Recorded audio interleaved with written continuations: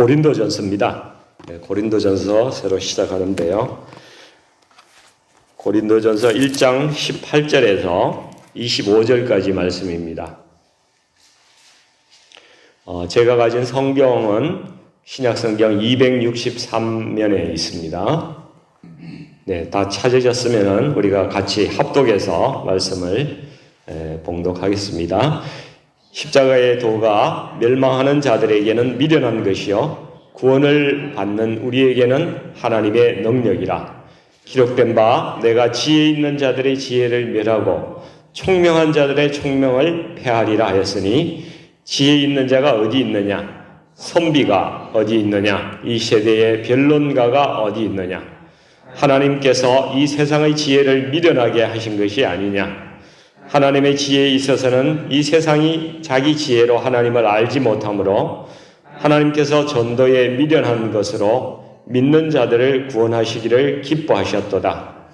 유대인은 표적을 구하고 헬라인은 지혜를 찾으나 우리는 십자가에 못 박힌 그리스도를 전하니 유대인에게는 거리끼는 것이요 이방인에게는 미련한 것이로되 오직 부르심을 받은 자에게는 유대인이나 헬라인이나 그리스도는 하나님의 능력이요 하나님의 지혜니라. 하나님의 어리석음이 사람보다 지혜롭고 하나님의 약하심이 사람보다 강하니라. 아멘. 오늘 이제 고린도전서 이 말씀을 가지고 우리는 십자가로 다시 돌아가야 합니다. 이런 제목으로 말씀을 나누기를 원합니다.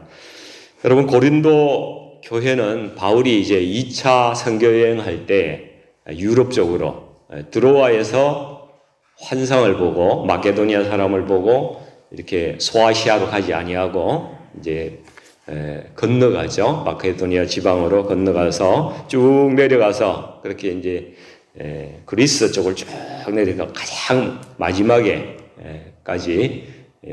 그리스 남부에 있는 그러한 도시죠. 고린도가요. 고린도전서 1장 5절에서 7절까지 보면은 고린도 교회는 이 헬라 철학의 본거지답게 성도들이 언변과 지식이 풍부하다고 그렇게 되어 있습니다. 또 영적인 은사도 많이 부어진 그러한 교회라고 말씀에 기록하고 있습니다. 여간에서 이런 교회 찾아보기가 힘든 그러한 교회죠. 원래 고린도는 이 지중해 상에 있습니다. 지중해의 무역과 어떤 그 교통의 이런 중심지였죠. 그래서 여기는 우상도 많고요. 각국에서 온 우상들이 많았어요. 그리고 향락도 아주 심한 그런 곳이고, 여기 아프로디테 신전이 있었는데 거기에는 1000명 정도의 여사제가 있는 거예요.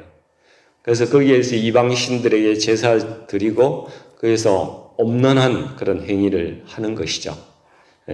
그래서 성적으로 아주 문란한 그런 도시였습니다. 근데 이들 중에 적지 않은 사람이 이제 바울의 그 전도로 인해서 예수님을 믿는 신자가 되었습니다.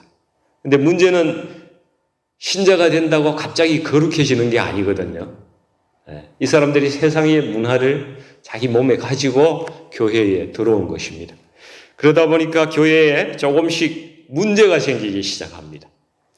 그래서 이런저런 소식이 바울이 이제 3차 전도여행을 하고 에베소에 가서 있을 때에 그런 소식이 이제 바울에게 들려옵니다. 그 첫 번째 문제가 교회에 분쟁이 있다는 거예요. 파가 갈라져서 의견 대립을 하고 있다. 이런 소식이 들려왔습니다.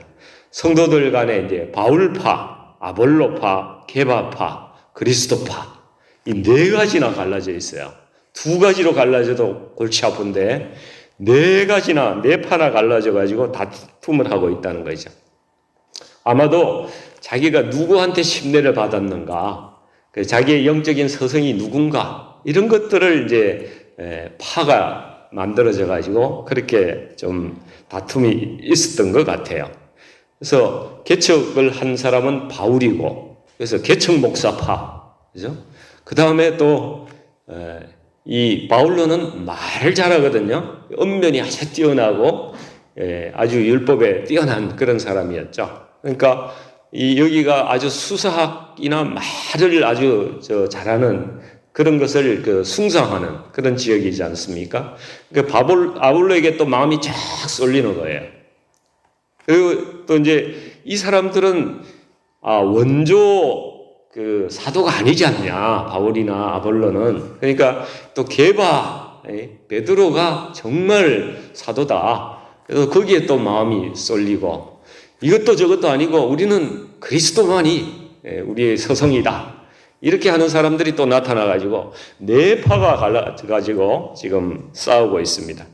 또 교회의 은사가 많이 나타나다 보니까 그럼 누가 영적으로 더 이렇게 높은 레벨에 있는 사람이냐, 누가 더 우리 교회에 이렇게 리더가 될 수 있냐, 뭐 이런 거 가지고도 아마 싸웠으리라고 이렇게 생각이 됩니다. 전생에 하면 바울은 이 말을 조금 부족했다고 그래요. 이 글을 쓴 것은 보면은 정말 명문장이지 않습니까? 그럼에도 불구하고 말은 좀 어눌했다는 것이죠. 그러다 보니까 이제 이 바울은 오로지 십자가, 어눌한 말로 오로지 십자가 하니까 아마도 좀 듣기에 나중에는 하도 많이 들으니까 아마 지겨워졌을 수도 있겠다. 뭐 이런 생각도 좀 듭니다. 이제 바울이 그래서 편지를 보내면서 너희들이 지금 아주 하고 있는 거, 이런 것들은 전부 좀 비본질적인 거다. 그런 거 가지고 어찌 형제들끼리 싸울 수 있냐? 우리가 주님을 만났던 그 십자가로 우리가 다시 돌아가자. 이런 말씀을 이제 바울이 이야기를 하고 있는 겁니다. 너희가 정말 십자가를 경험하면은 형제들끼리 그런 파가 만들어질 수가 없다. 싸울 수가 없는 거다. 그러면서 고린도전서 1장 18절 말씀을 주고 있는데요. 같이 한번 1장 18절을 읽어보겠습니다. 십자가의 도가 멸망하는 자들에게는 미련한 것이요 구원을 받는 우리에게는 하나님의 능력이라. 네, 여러분 여기서 도라는 말은 이 원어로는 로고스예요. 로고스, 말씀이란 뜻입니다. 그러니까 십자가의 말씀, 이게 뭘까요? 왜 이것이 하나님의 능력이 될까요? 지금 나에게는 이 십자가 능력이 임하고 있습니까? 나에게 어떤 능력이 역사하고 있습니까? 여러분, 저는요, 이 청년 때 예수님 믿었거든요. 대학 3학년 때. 그 이전까지, 어린 시절이었음에도 불구하고 제가요, 철학적이었던 것 같아요.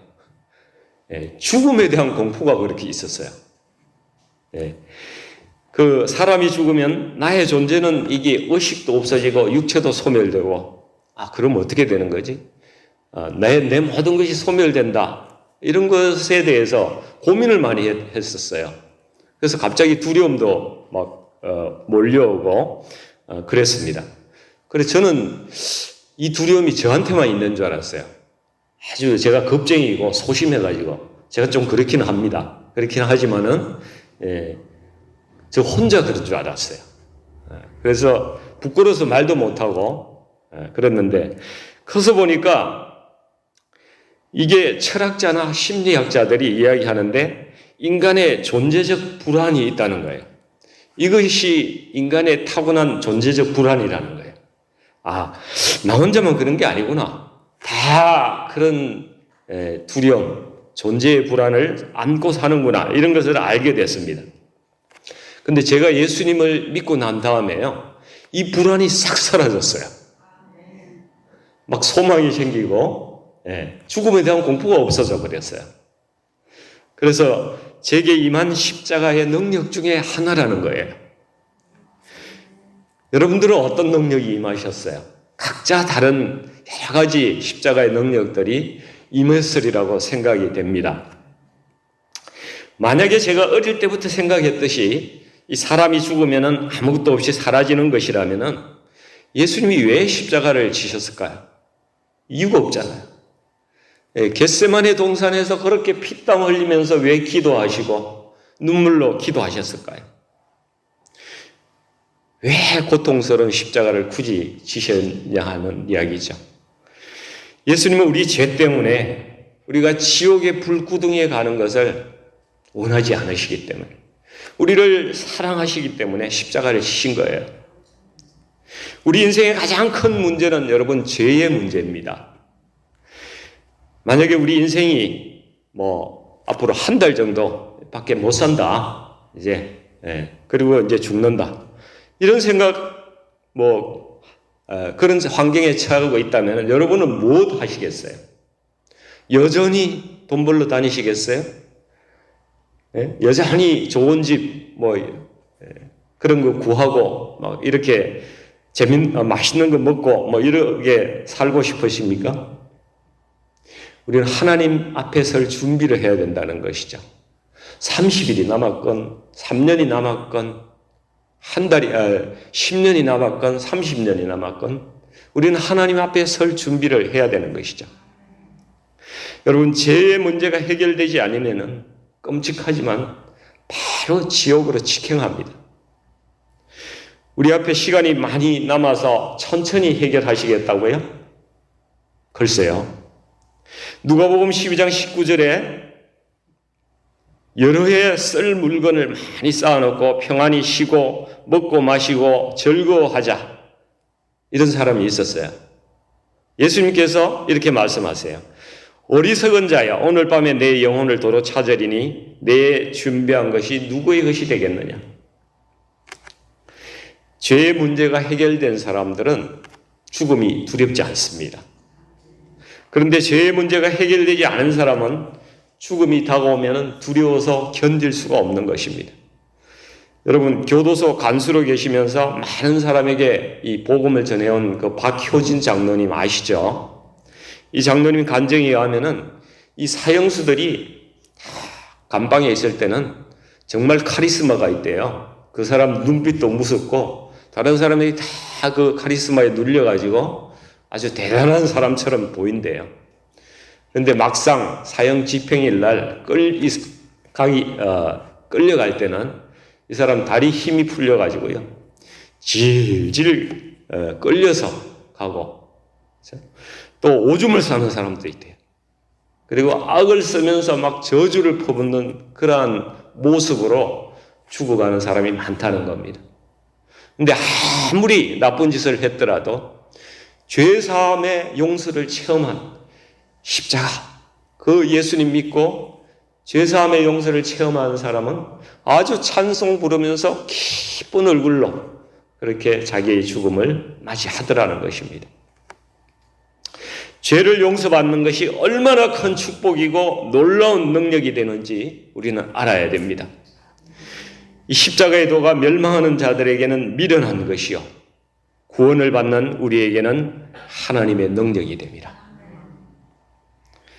여러분, 십자가에서 주님이 우리를 위해서 하신 세 가지 일이 있으십니다. 이것이 반드시 내게 경험되어야 이 십자가가 내 삶에 하나님의 능력으로 역사할 수 있는 겁니다. 그 첫 번째가 예수님께서 내 죄를 짊어지셨다는 거예요. 내가 살아오면서 행한 나의 모든 더러운 죄짐들을 예수님께서 대신 짊어지신 것입니다. 살인하고 사기하고 강도하고 엄난한 짓하고 무정하고 더러운 그런 모든 죄악들을 다 당신께서 자기가 한 것처럼 다 덮어 씌셨다는 것입니다. 그래서 당신이 멸시받고 버림받고 침뱉음을 당하시고 매를 맞으신 것입니다. 원래 이것이 누가 당해야 될 것입니까? 다 내가 당해야 될 것입니다. 이것이 오늘 마음에 터치되는 분이 계시다면 오늘 그분은 십자가를 경험할 것입니다. 두 번째는 예수님께서 나를 대신하여 죽으셨다는 겁니다. 여러분, 예수님을 누가 죽였습니까? 여러분, 생각나는 대로 한번 대답해 보십시오. 본디오 빌라도가 죽였다고 그러잖아요. 그죠? 또 무지한 백성들이 죽였다고 이야기하지 않습니까? 저 폭력적인 그런 로마 병정들이 예수님 죽였다고 그러잖아요. 근데 내 대신 예수님께서 죽으셨다는 말씀은 거꾸로 하면은 내가 죽였다는 거예요. 내가 예수님 죽였다는 겁니다. 저와 여러분이 예수님 죽였다는 바로 그 말씀입니다. 여러분, 내가 예수님 죽였다는 이 말씀이 나에게 깨달아지지 않고 다가오지 않다면은 우리는 아직 십자가를 모르는 것입니다. 제가 이 손으로 행한 모든 더러운 죄악 때문에 예수님께서 대신 이 손에 못이 박혔습니다. 내가 가지 않아야 할 더러운 곳에 내 발로 다니면서 아주 악한 일들을 했기 때문에 주님께서 당신의 발에 십자가로 못이 박히셨습니다. 그리고 내가 더러운 생각하면서 내 일어나는 모든 더러운 생각 때문에 주님께서 그 심장에 창으로 찔림을 당하셨습니다.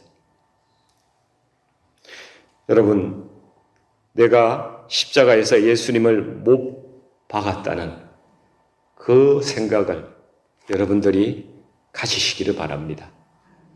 그때 우리 심령이 변화를 받기 시작합니다.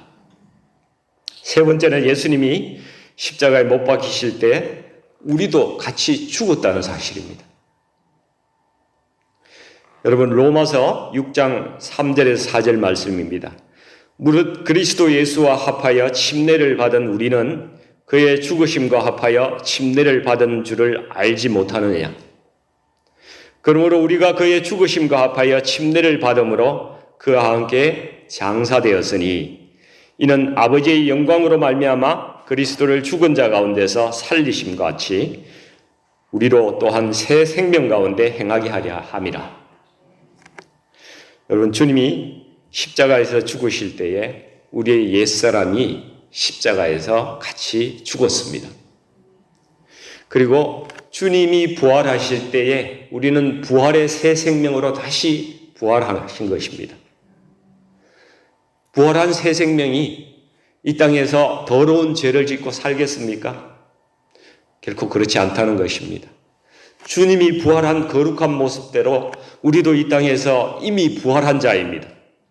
그 부활한 육신으로, 부활한 몸으로, 부활한 생명으로 오늘 우리가 이 땅에서 살아가야 한다는 것입니다.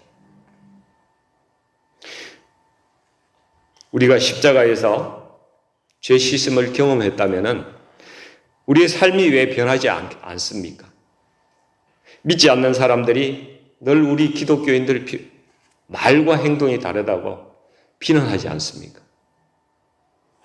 위선자라고 이야기하는 거죠. 우리의 삶의 변화는 내가 십자가에서 예수님과 연합되어서 나의 옛사람이 십자가에서 죽을 때에 일어나는 것입니다. 우리가 진정으로 새 생명으로 주님과 연합해서 살아가야 합니다. 여러분, 이런 삶이 더 이상 우리를 목마르게 하지 않습니다. 우리가 주님과 연합해서 이렇게 살아갈 때에 목마르지 않고 주위에 선한 영향력을 끼칠 수가 있고요. 그리고 시험을 만나도 넉넉히 이길 수 있는 삶이 되는 것입니다. 이런 삶을 살면은 비본질적인 것을 가지고 자랑하고 그것으로 교만하고 파당을 짓고 내가 잘났다, 네가 잘났다 싸우지 않는다는 것입니다. 이것이 십자가의 능력입니다. 여러분, 고린도가 얼마나 헬라 철학이 발달한 곳입니까? 지혜 있는 사람들이 굉장히 많습니다. 지혜자가 철학자들이죠. 철학자들. 그렇죠? 여기서 선비라고 이야기하는데 이 선비들은 율법에 정통한 그런 사람들입니다. 아마도 유대인들이 여기 와서 살고 있는 그러한 사람들을 이야기하는 것일 것입니다. 그리고 변론가들도 있었습니다. 이 학자라든지 변호사라든지 이런 많이 배운 사람들이죠. 그러나 이런 사람들이 자기의 지혜로 하나님을 알 수가 없다고 말하고 있습니다. 이상하게 세상에서 잘난 사람일수록 하나님을 아는 사람이 별로 많지 않습니다. 이것이 참 신비합니다. 하나님께서 세상의 지식으로 사람을 구원하는 것이 아니라 좀 미련하게 보일 수 있지만은 십자가 말씀으로, 우리가 십자가 말씀을 전하는 것이 전도잖아요. 그것으로 사람을 구원하시겠다고 말씀하고 있습니다.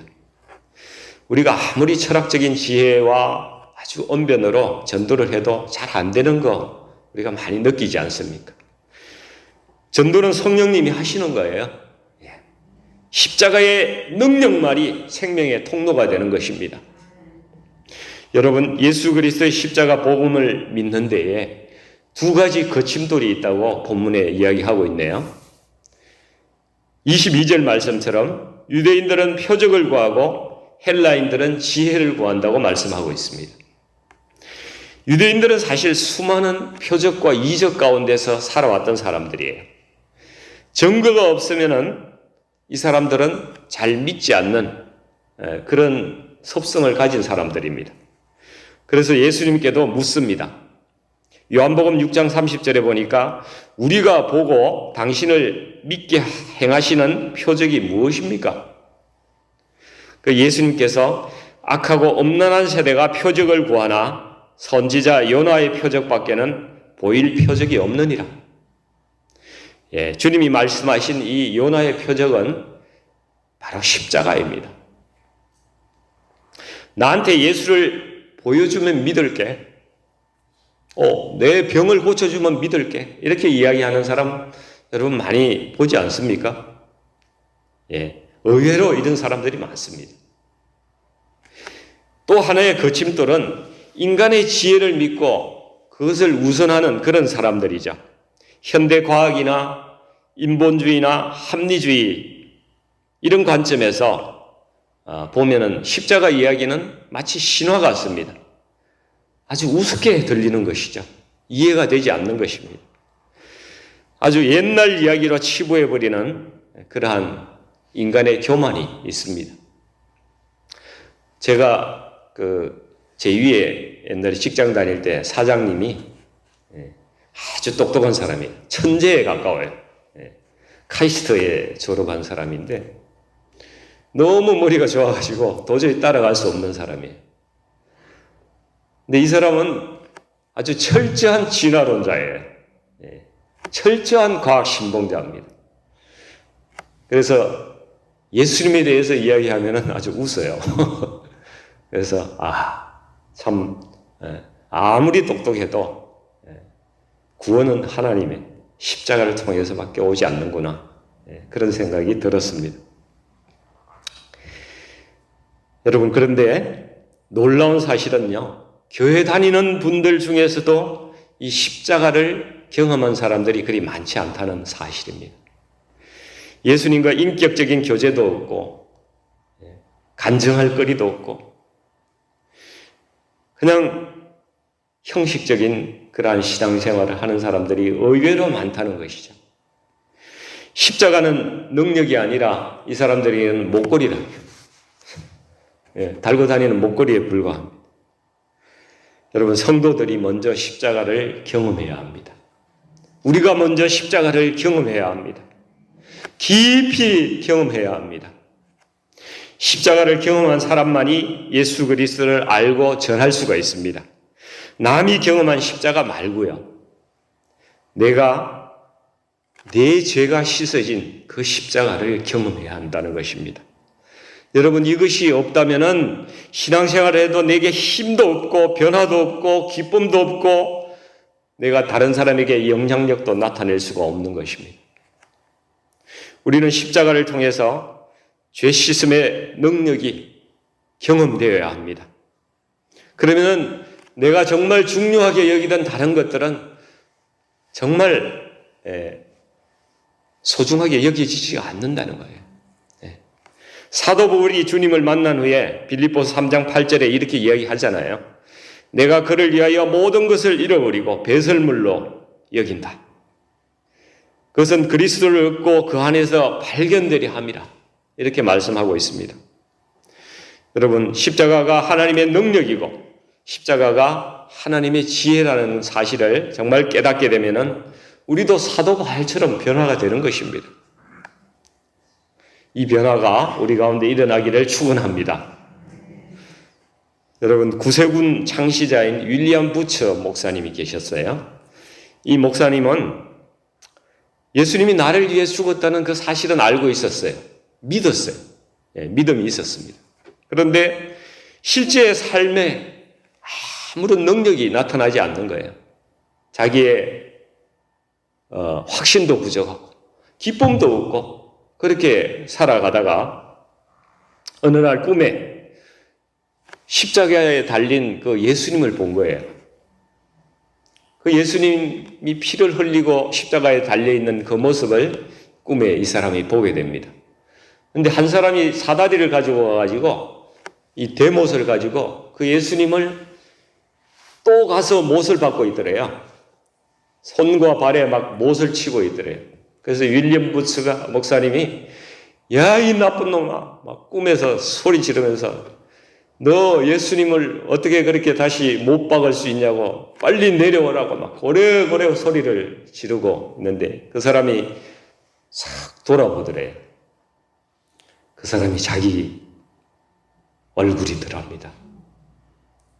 그래서 이 목사님이 그것을 보고 까무러칠 뻔하고 잠에서 깨어서 크게 회개하고 주님을 못 박은 자가 바로 나구나. 그때부터 이분의 삶이 변하기 시작했다는 그런 이야기가 있습니다. 여러분, 십자가의 죄시즘과 사랑을 경험한 사람은 여러분 다른 형제들을 사랑할 수 있습니다. 용서할 수 있습니다. 죄를 이길 힘이 생기게 됩니다. 죽음도 더 이상 두렵지 않습니다. 고난도 능히 감당할 그러한 용기가 생깁니다. 인내할 수 있습니다. 여러분, 우리에게 뭐가 중요합니까? 이것이 본질인데 이거 다 내려놓고 왜 엉뚱한 일 가지고 서로 싸우고 지지고 볶고 감정 상하고 그렇게 사십니까? 여러분, 주님의 십자가가 내 가슴에 세워져야 합니다. 우리가 모든 것을 이기고 모든 것을 용서하고 모든 것을 내어드릴 수 있는 그런 하나님의 능력이 나에게 임하기를 원합니다. 여러분, 우리가 십자가 아래 다시 서기를 원합니다. 오늘 십자가의 은혜가 저와 여러분 온전히 감싸 주시기를 간절히 축원드립니다. 같이 기도하겠습니다. 우리 같이 한번 기도하기 원하는데요. 내게 임하신 십자가 능력이 무엇이 있습니까? 주님의 죄사함의 용서를 나는 체험했습니까? 내게 다른 사람을 용서할 수 있는 하나님의 능력이 나에게 임하였습니까? 나의 옛사람을 십자가에 못 박았습니까? 그러면 왜 오늘 나는 여전히 죄를 짓고 있습니까? 십자가로 우리는 다시 돌아가야 합니다. 세상의 소리와 지식과 지혜의 귀를 닫고 우리는 다시 십자가로 돌아가야 합니다. 십자가의 공의와 사랑으로 우리가 돌아가야 합니다. 나의 죄는 예수님께 다 전가하고 예수님의 의가 나에게 다시 전가되는 그러한 능력이, 그래서 내가 이제는 의로운 자로 이 땅에서 살아가야 합니다. 죄에 대해서 죽은 자가 되어야 합니다.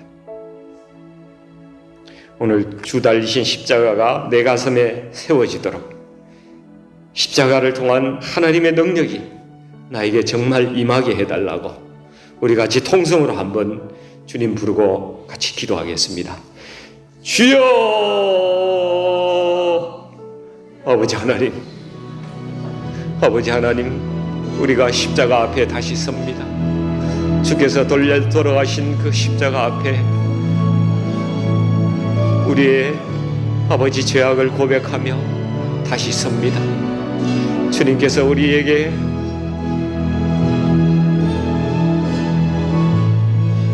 너 지금 어떻게 살고 있니? 너는 왜 그리 하나님의 능력도 없고 기쁨도 없고 내가 너에게 준 예수 이름의 능력도 구하지 못하고 행하지 못하고 그렇게 살고 있는 아버지 하나님께서 우리에게 이렇게 말씀하고 계십니다. 아버지 하나님, 우리가 새롭게 되기를 원합니다. 우리 가운데 십자가가 세워지기를 원합니다. 주님께서 나 대신 모든 것을 담당하셨음을 이 시간 아버지 하나님 깨닫기, 나를 위해서 돌아가신 그 십자가의 능력을 우리가 체험하기를 원합니다. 주님, 나에게 십자가의 능력이 임하여 주옵소서. 내가 이 땅 가운데 그렇게 살아갈 수 있도록 하나님 도와주시옵소서.